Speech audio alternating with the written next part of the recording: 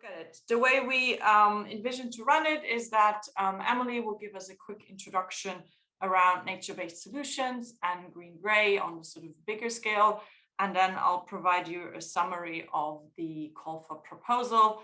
That should not last longer than 15 or 20 minutes and really give you the opportunity for the rest of the time to ask specific questions, obviously assuming that most of you have looked at the different details of the funding guidelines, and then we can discuss those. We will also, if there are more questions than we can answer in those 40 minutes, we will of course ask you to put them in the chat, and then we will respond by email, as we will keep a record of that.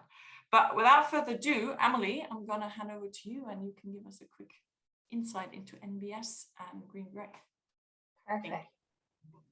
All right, thanks, Dorothée, and really excited to have you all here today and have the solicitation open.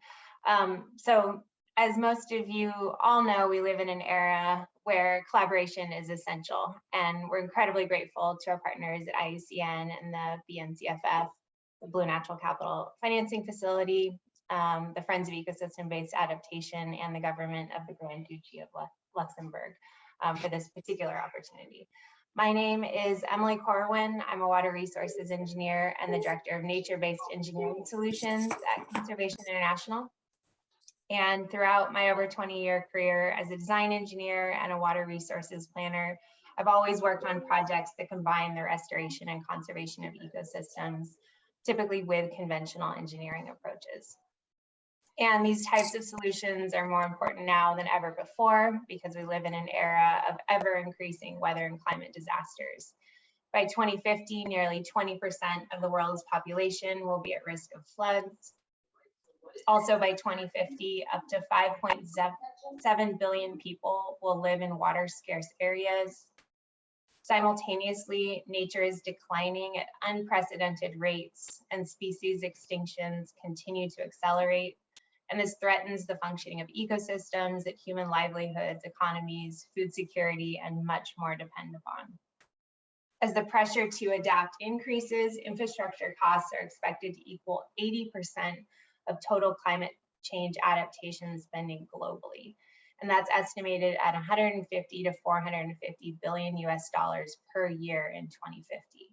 And there's increasing demand for engineers and contractors to deliver sustainable and resilient infrastructure. In a review of hundreds of nature-based infrastructure projects, the International Institute for Sustainable Development calculated that nature-based infrastructure can be up to 50% cheaper than traditional gray infrastructure and provide 28% better value for money. So replacing just 11% of current global infrastructure needs with nature-based infrastructure could save 248 billion US dollars each year. So what are nature-based solutions? What is green-gray infrastructure? And what does that actually look like in practice? First, what does the term nature-based solution mean? There are a lot of terms you might see or hear that have subtle nuances or differences between them, but have very similar or even overlapping intent. Nature-based features, nature-based infrastructure, nature-positive infrastructure, ecological restoration, ecosystem-based adaptation, ecosystem disaster risk reduction, ecological adaptation, building with nature, engineering with nature, and green-gray infrastructure. And in my experience, and welcome you to put your opinion in the chat, I think these are all types of nature-based solutions. And the most accepted nature-based solution definition comes from IUCN. So these nature-based solutions are actions to protect, sustainably manage, and restore natural and modified ecosystems that address societal challenges effectively and adaptively, simultaneously providing human well-being and biodiversity benefits. So going deeper into one kind of nature-based solution, green-gray infrastructure is this intentional combination of ecosystem restoration and conservation with conventional engineering approaches to provide climate adaptation or resiliency solutions. And green-gray infrastructure draws upon the best of our engineering achievements to create hybrid solutions along a spectrum. In our most built environments, a gray-only solutions like seawalls may be most appropriate. And on the other end of the spectrum, a purely green solution like mangrove restoration may be best. And one way that we've come together to address the barriers to implementing green-gray infrastructure is through the Global Green-Gray Community of Practice, which is a FIBA working group. And members of the community of practice are committed to innovating and piloting green-gray projects, advancing the science and engineering needed to scale green-gray solutions, increasing global awareness about green-gray, and advocating for the acceptance and use of these strategies within policy and finance frameworks. So who are we? We have new members joining every week and already need to update this list. But since June of 2020, we've grown to include over 140 member organizations and 400 individuals, including private engineering and construction companies, economists, financiers, and insurance experts, NGOs, academics, funders, and public agencies. So what do nature-based solutions look like in practice? In our Green-Gray infrastructure program at Conservation International, and for most of us in the Green-Gray community of practice, we believe that opportunities to protect, manage, and restore ecosystems exist across our built environment. And this particular opportunity through the BNCFF is specifically designed to address one of the barriers we've identified to achieving this vision. And that is making funding available at the early stage of project design and conception to incentivize nature positive outcomes. So in January 2021, the community of practice collaborated to produce a practical guide to implementing green-gray infrastructure. And the guide is a resource with a lot of information. It includes 10 chapters on how to select, design, build, and monitor green-gray projects, influence policy, and engage stakeholders. I'm particularly mentioning it here because it includes 36 case studies from around the globe that provide specific examples of what nature-based solutions and green-gray infrastructure look like in practice. And I'll provide a link in the chat with more information and resources and how to access the guide. But I do want to share 3 quick examples of coastal green-gray infrastructure projects that we're working on at Conservation International. One is in Colombia, which is an alternative to widening a coastal highway that prioritizes the restoration and conservation of ecosystems like mangroves and sand dunes and salt marsh. A second example from the Philippines, where we're rebuilding beach sands, restoring mangroves, and using rock breakwaters to reduce the exposure of the most vulnerable parts of an island community to extreme weather. And the last example is from Indonesia, where we're piloting a project that couples the sustainable intensification of shrimp farming with restoration to provide biodiversity and community climate adaptation benefits. And we're designing the restoration or a portion of it as a treatment wetland to clean water before it leaves the farm. So I'll pass it back to Dorothée now, who's going to share more specifics and details about this solicitation. Wonderful. Thanks a lot, Emily. Now I need to share my screen. So I saw we had a few newcomers for the agenda. I'll do a quick overview of the call for proposals, and then the rest of the webinar, really the good 40 minutes, are for question and answers from your end. Just very quickly on the Blue Natural Capital Financing Facility, Emily alluded to it already.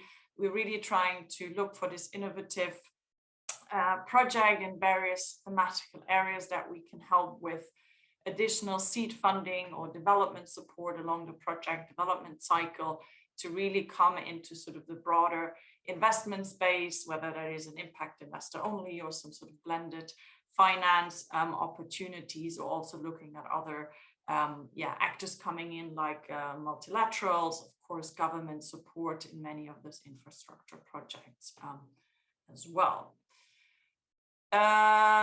The key opportunities here, Emily already outlined then vis-a-vis infrastructure and nature-based solution. I'll go there a little bit more into detail, but for us and also for our donor backing this, it's really important to sort of not have project just reducing the negative impacts on biodiversity, but really looking at this positive environmental impacts on with NbS, sort of the restoration of ecosystem or the conservation of ecosystem, of course, aligned with social impacts as well. But it's this combination of reducing risk and really highlighting that actually, as Emily showed in her examples, using NbS can be beneficial on multiple fronts.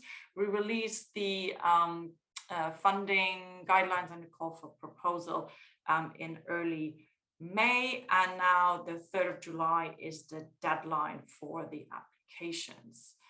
The funding guidelines has key information on what are sort of requirements for eligibility, various selection criteria, a sort of overview of the review and approval process, as this project will go through two-step approach, and then also outlining a little bit what we expect in terms of project agreement, sort of the additional deliverables, if you like, sort of supporting what we call impact report cards, etc., things like that, beyond the actual delivery of other efforts on the ground or as through the project, but how we can help in terms of sharing some of that knowledge also through the Green-Gray community of action that Emily outlined. We had the what, I believe, but happy to clarify the further question there. We narrowed it down for the whom, sort of non-governmental organization and private sector entities engaged in this process. Often we get the questions, are university able to apply for it? And the general answer is yes. However, it needs to be very clear what is the sort of the broader consortium of actually implementing such a project, either with sort of the right public, but also private sector entities, NGOs, etc. A university alone is, in this case, also, let's say, a more academic research-focused project alone will not qualify. The countries are listed there, also in the funding guidelines. You can see the details there. We have set the maximum grant at 250,000 per project, where we're looking for some matching funds in the ideal scenario, understanding that it might not always be possible, but certainly it is of an advantage to show how this money is really helping, being sort of a trigger catalyst for more money ultimately flowing into this project. Again, with the project evaluation cycle and so forth, we're hoping that we can have a starting date latest by December 2022. Oh, and the other one was, we have it set for 18-month implementation, unless there's really a good justification in the proposal why this should be longer than 18 months. Type of intervention. The question we had to some degree as well, is it, does it have to be just a sort of the core gray conventional infrastructure? So if there is an opportunity to work with NbS only in terms of climate vulnerability, reducing or increasing resilience, reducing vulnerability, that is also applicable. But I think the examples of how we can bring in the gray element to actually support the restoration of mangroves, for example, is an interesting one. And I'm sure Emily is happy to respond to any questions vis-a-vis also the more what type of conventional infrastructure we're looking for. But as I said, reducing the impacts or the risks, the negative impacts is one side, but really this tries to bring life to this idea, and hopefully not just an idea of introducing NbS with infrastructure investments. Some critical elements, of course, the science included, and how we, again, sort of engage with various stakeholders, partners, I think is an important point as well that we would like to see in the proposal. Budget-wise, there is an Excel tab that we would kindly ask you to fill out. It has two tabs. One is the actual sort of budgets and the number, and then there is a narrative. And in the narrative, we would like to see a little bit how, for example, who would be the main people working on this, what type of workshops, consultations, feasibility studies, whatever it might be, will be done. So if you could use the 2 tabs, that would be fantastic. We're requesting the budget in euros, and then a bit later down in the Excel, you see vis-a-vis the co-finance that if there's co-finance in a different currency, that there is a way of bringing that back into the template. Yeah, everything is online, so you might have seen it already that we have a project submission form that you can do online. We have made the actual form available as a Word document, so if you want to type it away in the Word document and later copy paste, we thought that would be more useful than only working in an online format. But the submission has to be done via the project platform. And then the 3-step approach that we have, please read the funding guidelines, and we're here to respond to any question. We have the budget, and then, as we said, put it online in the submission form. Here's the expected timing. Again, as I said, we are looking at a two-stage approach where we will get to a specific number of proposals that will be the front runners that we will ask to fill out a little bit more detail in a second round, also looking at really the environmental and social aspect and the risk screening aspect, that we will have to go a little bit deeper in that second round. The way it's been done, it's that IUCN, CI plus external expert will be sort of the review team, which will propose the front runners to what we call the GAC, the Grants Approval Committee, who will then, as sort of a third-party body, approve independently which project will receive the support. Then we have the announcement planned hopefully for early November, which would coincide with the UNFCCC, so the Climate Convention COP. And then of course there will be some back and forth on the contractual pieces and the details. And then, as I said, hopefully earliest start date then 1st of December, around December. I believe that was it. So I will stop sharing my screen. And I'm not sure if we have already questions in the chat, but otherwise, again, this is now Emily and myself are here and be ready to be questioned. So I would welcome either you raise your hand, or if you want to put it in the chat, please feel free. Oh, and actually, Emily, I think the first one's for you. Our proposals from CI, country office is eligible. Yes. Yeah, so thanks, Erica, for the question. And I pasted some text from the call for funding proposals that IUCN offices and Conservation International offices, country programs, are not eligible to be the primary recipients of the funds, but we can be project partners or collaborators where a project partner is the primary applicant. So if we have local nonprofits, other nonprofits, or government partners or private partners that take the lead on writing the application, we can be a part of that team and support the way. I also wanted to mention that I know I've gotten some questions within the community of practice of engineers and economists who were eager to join teams.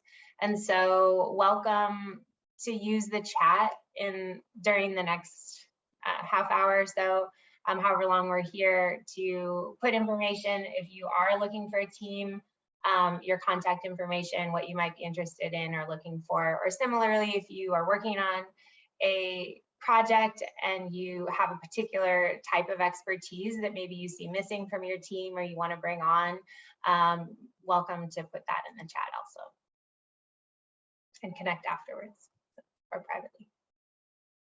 Any other questions?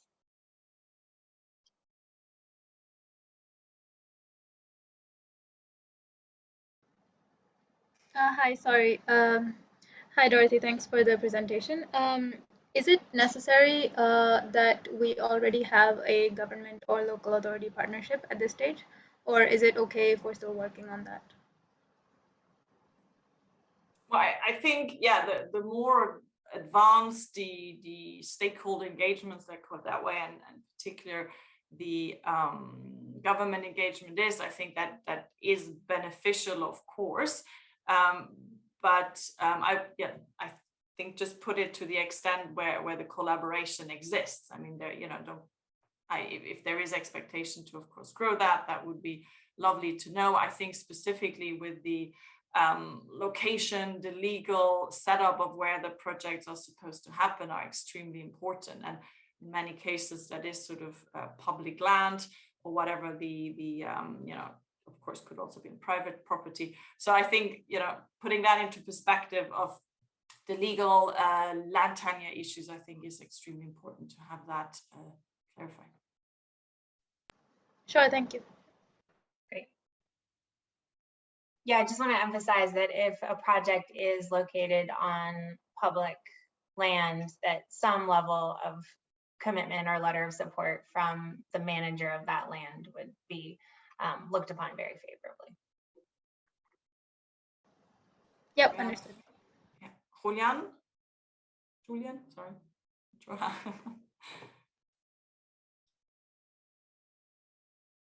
Julian, yeah, there you go. Super. Hi. You're on mute. It's working now? Yeah? Cool. All right, good morning. I have a question. Do this call also include maybe small pilots, like small implementation pilots? Or is just for the first stages of evaluating the feasibility of these nature-based solutions? Thank you. Pilot implementation fits very well into this. And I think it's a bit for us also to finding out at which stage these projects are at.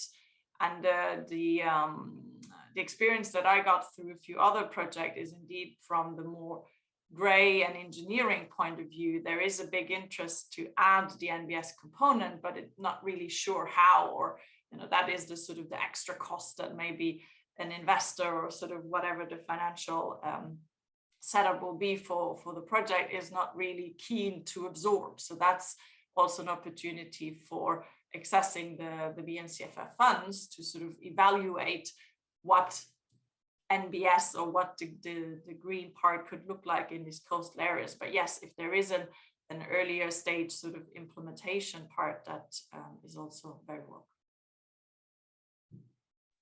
Thank you. So also economic valuation analysis, cost benefit will be fit on this. Excellent. Thank you. Sounds really nice. Glad to hear.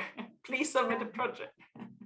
Yeah, I would say, especially with the cost benefit analysis, like the supporting the evaluation of environmental, economic, and social costs and benefits of a project. So oftentimes conventional cost benefit analysis doesn't include estimation or contribution from ecosystem services. So we'd be really looking to have cost benefit analysis that includes the ecosystem component, especially.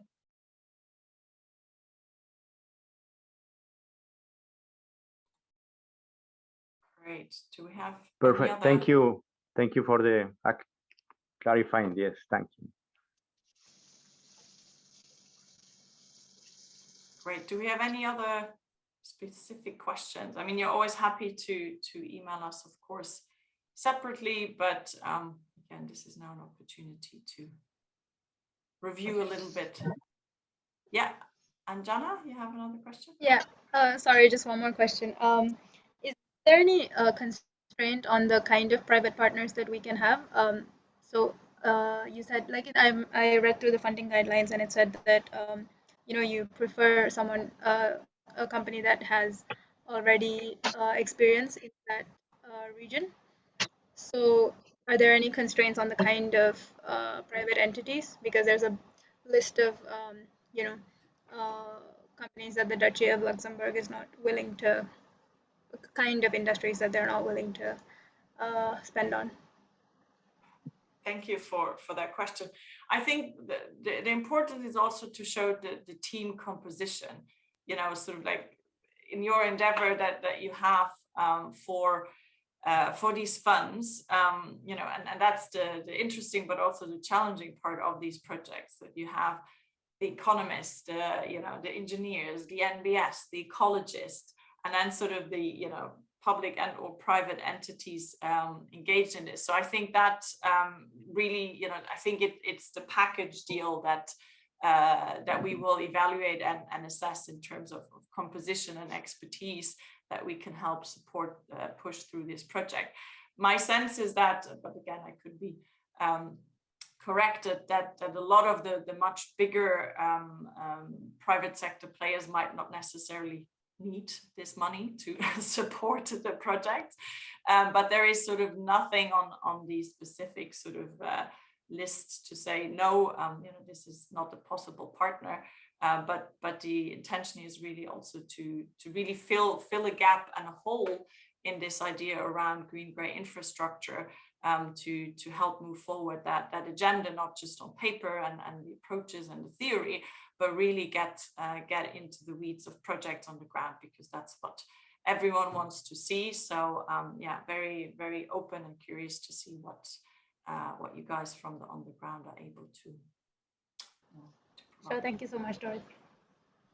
Yeah, I thought I would just share also, so these, just sharing my screen with the grant guidelines, and in the exclusion list, there's activities that we are not able to fund, and specifically, you know, thinking about private partners who might be involved in or supporting projects that are listed here, I think would be really important to look through also. Yeah, and thank you, that's triggered, sorry, I forgot a very important part. Yeah, depending on sort of the constellation and where the funds will flow, there is an extra level of sort of business private sector due diligence that will happen in the third step that we need to do from IUCN side as well, of ensuring that, you know, from the companies or private sector point of view, that we have, yeah, ensured that this is all well and doesn't address any of the issues as well that are listed here. So there will be the one or the other sort of due diligence in the second round vis-a-vis those entities.